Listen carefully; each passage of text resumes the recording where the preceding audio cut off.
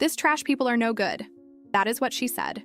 My mother-in-law said that while looking straight at my son, my little boy.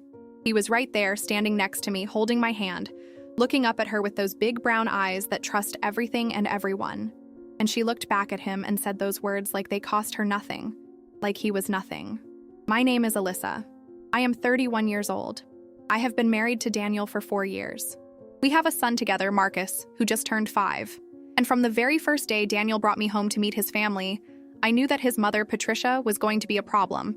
I just did not know how big of a problem until that afternoon in her living room, with her whole family watching, and my son standing right there, hearing every word she said about him, about us. But I am getting ahead of myself. Let me take you back to the beginning because this story did not start that day. It started long before that. And if you want to understand what I did when the moment finally came, you need to understand everything that led up to it. Before you hear the rest of this, if you are not subscribed yet, do it now. Hit that subscribe button and turn on the notification bell, because this story is just getting started and you do not want to miss what happens next. Daniel and I met at work. We were both in project management at a mid-sized logistics company in Ohio. He was kind, steady, the type of man who remembered small things. He remembered that I did not like onions in my food. He remembered that I got anxious in crowded parking garages and always walked me to my car. He was good to me from the very beginning, and I fell for him completely. When he asked me to marry him after 2 years together, I did not hesitate for a single second.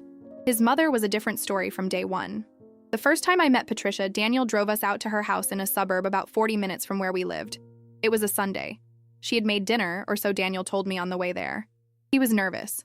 I noticed the way he kept adjusting his hands on the steering wheel, and when I asked him if he was okay, he said yes. He just wanted things to go well. I remember thinking, that was sweet, that he cared. I did not yet understand that his nervousness was not hope. It was experience. Patricia opened the front door before we even got to the porch. She looked me up and down once, quickly, like she was running some kind of internal calculation. And then she smiled and opened her arms and hugged Daniel for a long time. Then she looked at me and said, "Oh, so you are the one." Just like that. "So you are the one." Not hello, not nice to meet you, not come on in, just that. I smiled and said it was so nice to finally meet her. She turned around and walked back into the house without responding. Daniel grabbed my hand and squeezed it. I squeezed back. I told myself it was just nerves on her end too. That maybe she was shy. That maybe she just needed time. I was very good at telling myself things back then. Dinner that night was uncomfortable from start to finish. She asked me what my parents did for a living. I told her my mother was a nurse and my father had passed away when I was 12. She said, "Oh, that explains some things," and then moved right along to asking Daniel about his car insurance like I had not said anything at all. I sat there with that sentence hanging in the air and tried to figure out what exactly it explained. I never did figure it out. I think that was the point. She made comments about my hair that evening. I wore it natural, and she kept looking at it the way people look at something they find confusing or out of place. She did not say anything directly. She just kept looking. And then at one point she said to Daniel, very casually, like she was talking about the weather, "You know, your Aunt Linda always says presentation is everything in a relationship. First impressions, that kind of thing." She did not look at me when she said it. She did not have to. I drove home that night telling myself it would get better. Daniel apologized 3 times on the way back. He said she was just old-fashioned. He said she would come around. He said she did that with everyone at first. I believed him because I wanted to, and because I loved him, and because I was not yet the woman I would eventually become. We got married 8 months later in a small outdoor ceremony with close family and friends. It was a beautiful day, genuinely beautiful. And for a few hours, I let myself believe that maybe I had been wrong about Patricia. She was pleasant enough at the wedding. She smiled in the photos. She did not make any comments that day, at least not any that got back to me. I was grateful. I thought maybe the wedding had softened something in her. I was wrong. After Daniel and I settled into our apartment and started building our life together, Patricia began doing what I can only describe as inserting herself. She called Daniel every single day. Not to check in, not to chat, but to give input. She had opinions about how we kept our home. She had opinions about my cooking, which she expressed to Daniel, and which Daniel, trying to keep the peace, would sometimes relay to me in that careful way he had. Mom just mentioned that she noticed last time she came over that the place smelled a little like takeout. She was wondering if everything was okay. That kind of thing. She had a key to our apartment. I did not know this at first.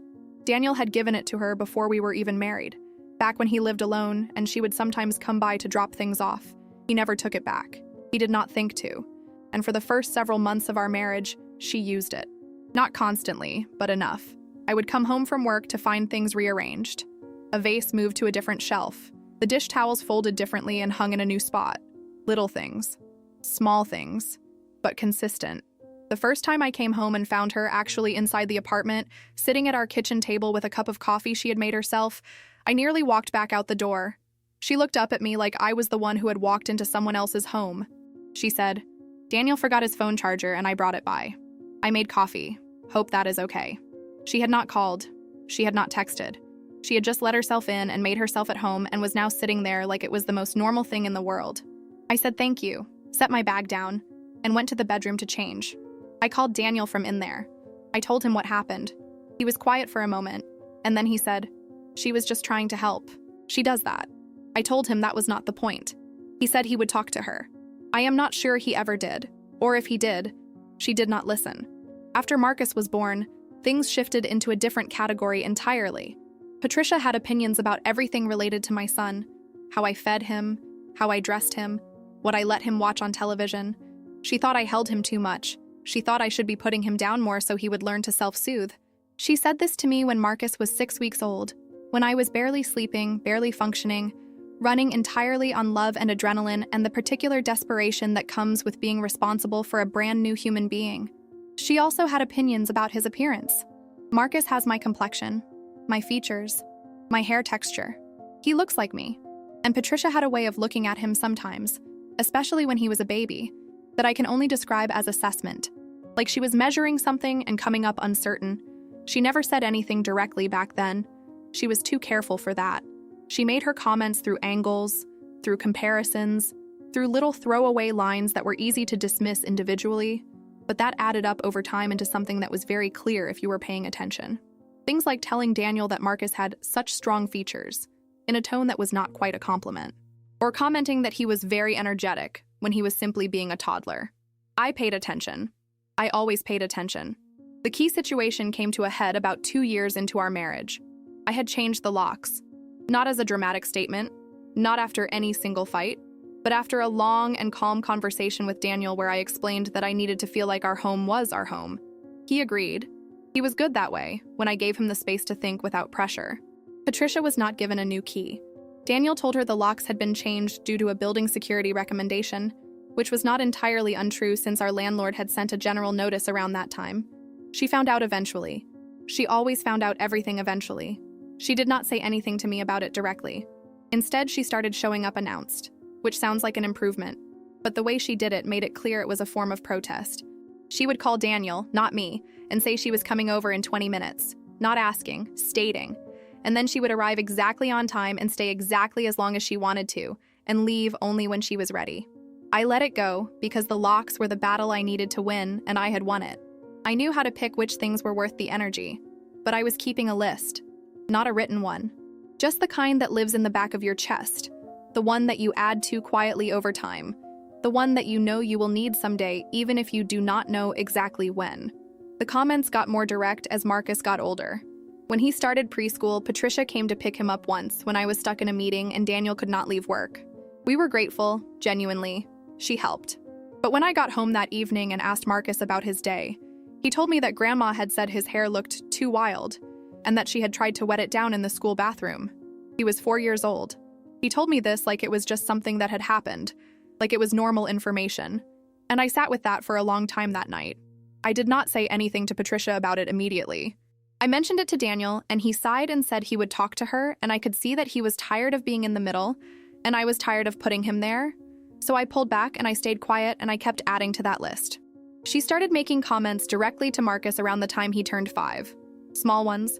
Things a child might not fully process, but that go in anyway.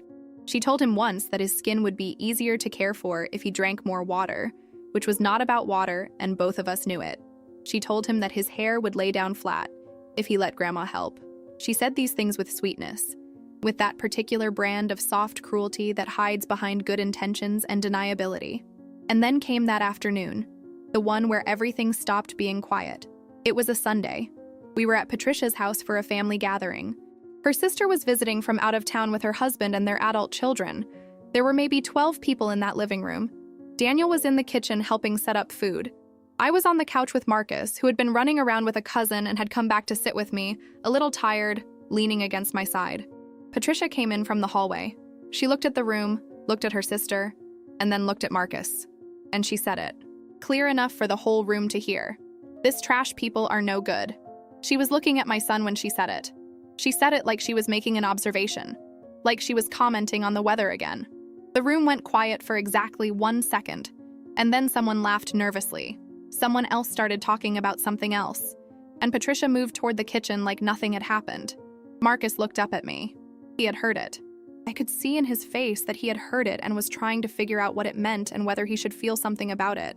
I looked down at him and I smiled, not because I was okay, but because he needed to see that I was not shaken. I needed him to see that, and I needed the room to see what I was going to do next, which was nothing, for right then. I smoothed down his shirt. I asked him if he wanted some water. He said yes. I got up calmly and walked to the kitchen, where Daniel was standing by the counter, and I leaned in close and I said, very quietly, "We are leaving in 30 minutes. Do not argue with me about it." He looked at my face, and he knew. He nodded. I spent those 30 minutes being exactly the person I always am. I talked to Patricia's sister. I admired her bracelet. I helped carry dishes to the table. I was pleasant and calm and completely present. And I watched Patricia watch me, trying to figure out what I was going to do, trying to read if there was going to be a scene, trying to predict my next move. She could not predict it, because she did not know me. Not really. She had spent 4 years deciding who I was without ever actually looking. After exactly 30 minutes, I got Marcus's jacket, said warm goodbyes to everyone in the room, and walked out. Daniel did not say a word on the drive home. Marcus fell asleep in his car seat about 10 minutes in, the way children do when the day has been too much for their small bodies to keep processing. I watched him in the rearview mirror for a while. His head tilted to one side, his mouth slightly open, completely peaceful. He had already let go of the afternoon. Children do that. They move through hard things faster than we do because they have not yet learned to hold on to them. I had learned, and I was holding on. When we got home and got Marcus settled into bed, Daniel and I sat at the kitchen table.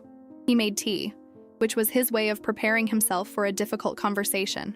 He set a mug in front of me and sat down across from me and waited. I told him exactly what I needed, not what I felt, not in that moment, because my feelings were not the point. The point was what was going to happen next. I told him that what his mother said in that room was not something I was going to absorb and move past. I told him that Marcus had heard it. I told him that Marcus was 5 years old, and he had sat in his grandmother's living room and heard her describe people who looked like him as trash.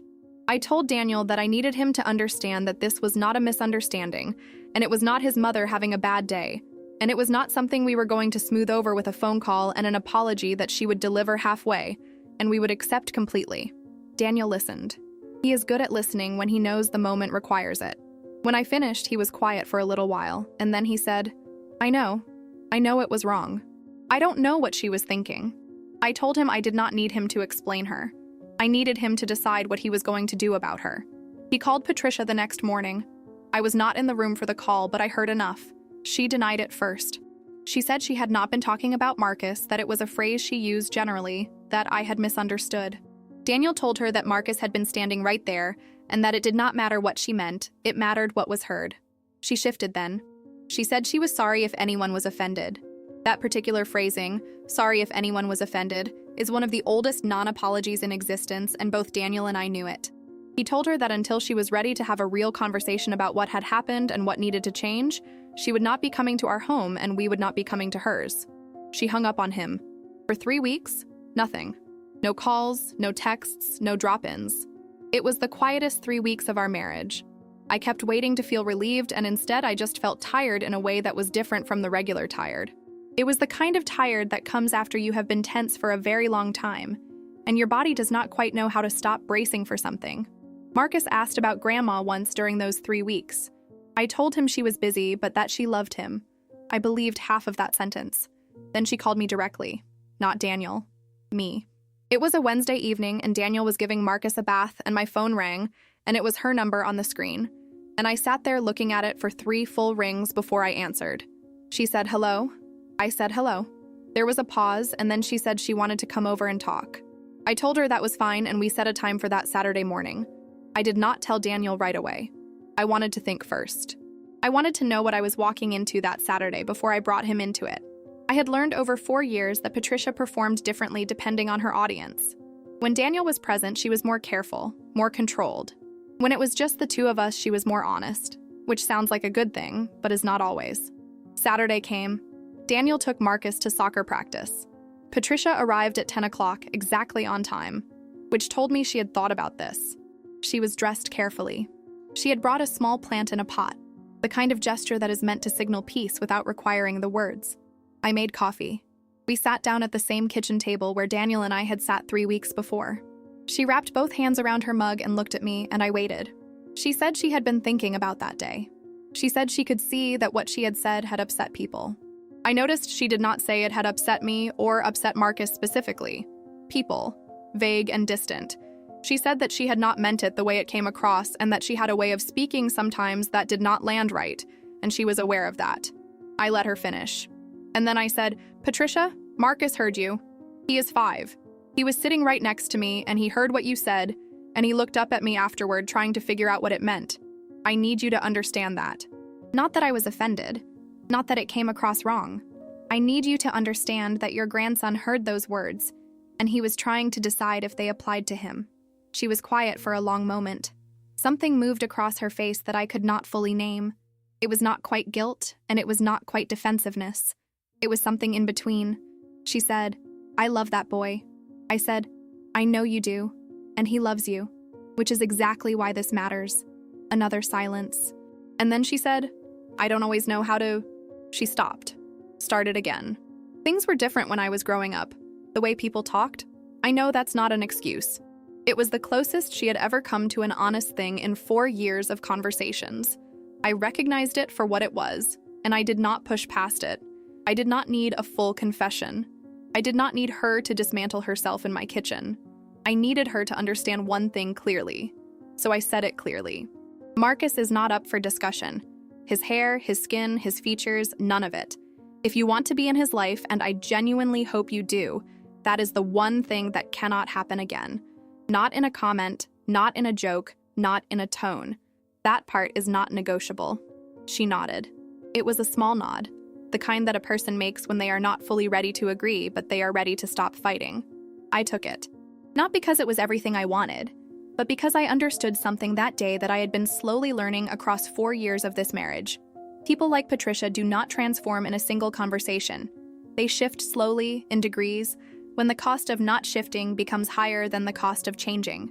I had finally made the cost clear. Not with a fight, not with tears, not with an ultimatum delivered in anger. Just with a calm and specific and unmovable line. She finished her coffee. She left the plant on the counter. She said goodbye and told me to tell Daniel she would call him later. I stood at the window and watched her car pull out of the driveway. And then I sat back down at the kitchen table alone, and I let myself feel everything I had been holding back the entire time she was there. It was not triumph. It was not relief exactly. It was something quieter than both of those. It was the particular feeling of having done a hard thing with your whole self intact. Daniel came home with Marcus an hour later. Marcus ran in with his shin guards still on and told me about a goal he had almost scored, his hands moving fast and his words tripping over themselves with excitement. I knelt down and listened to every single word. And when he was done, I told him I was so proud of him, and he threw his arms around my neck, and I held on for a moment longer than usual. Daniel caught my eye over Marcus's shoulder. I nodded once. He understood. Patricia did call him that afternoon. Whatever she said, Daniel came and found me afterward and said, "She's trying." I told him that was all I had asked for. It has not been perfect since then. She is not a different person, and I do not expect her to be. But the comments about Marcus stopped. She knocks before she enters any space we share. She asks before she makes plans that involve my son. These are small things, but they are real things. And sometimes real things start small.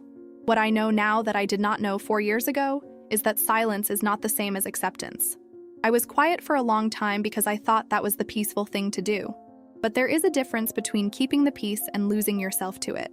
The day I understood that difference was the day everything started to change. If you have someone in your life who makes you feel like you have to be smaller to keep things calm, I want you to hear this. You do not.